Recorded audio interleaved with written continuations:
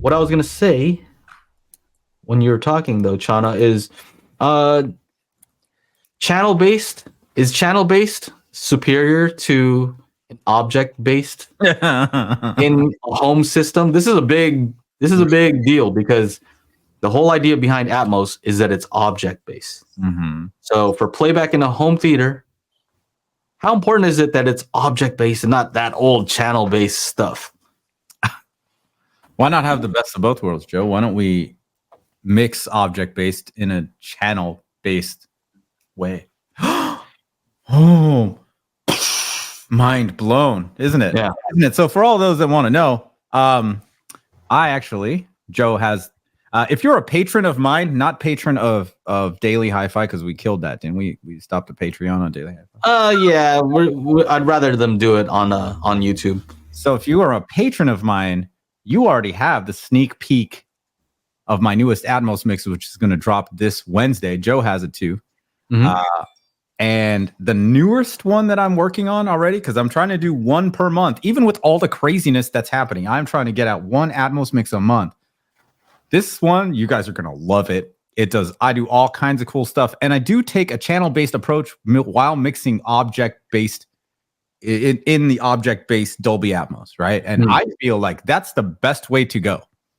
There are objects moving around the room, right? Mm-hmm. God, moving around the room. I have nightmares of that, by the way. I'm moving around the room.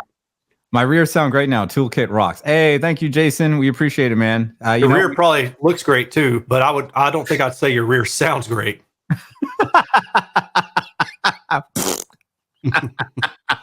Earmuffs. That's where he was going. So, as far as which one is better, it's all in how the mixer understands both. If you understand, I think after doing this for a few years now, and once you guys hear my new Atmos mix, for those of you that are my patrons, you guys already have it. It's called New Gold, and that'll be dropping on Wednesday. Joe, by the way, I need your advice on an album cover type art. Okay. But you guys are gonna love it. It has more the AI trippy visuals is back. It's a custom made thing. You guys are gonna love it. I actually just played it on my I played it for my mom today in this 5.1.2, and she's like looking around when sounds are going around. It's great because she doesn't care about any of this stuff. But it was great to see that it's working. Yeah. And you guys are gonna love it. So channel based, object based. I think a combination of both is the best way to go about it. Yeah, I like these topics because they're kind of against the grain. We're not trying to be controversial. It's just asking a question that I think a lot of people just don't even bother to ask, because object-based is the new thing, so it must be the best thing.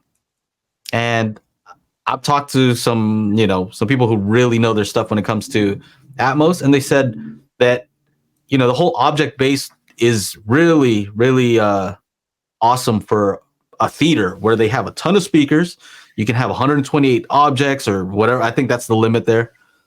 And they can actually, they're individual objects. But when that gets mixed for a home, you might have a 9.1.6 and they start having to group objects together.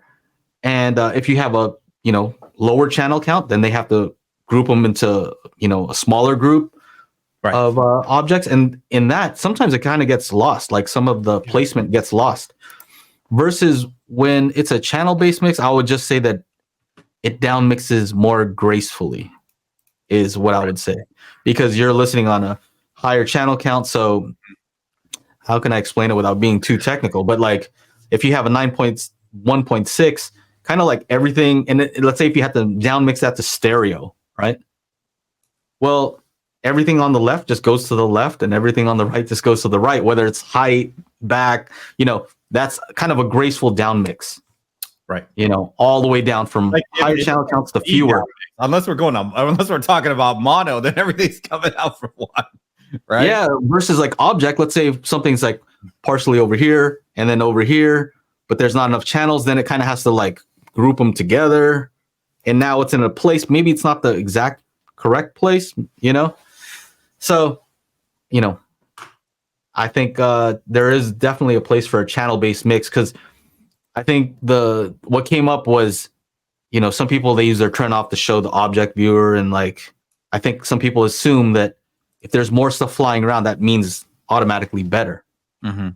Just because they're using the object base and not a static mix, that doesn't necessarily mean that it's going to be a better sound. Like I could make something in Atmos right now that's completely static.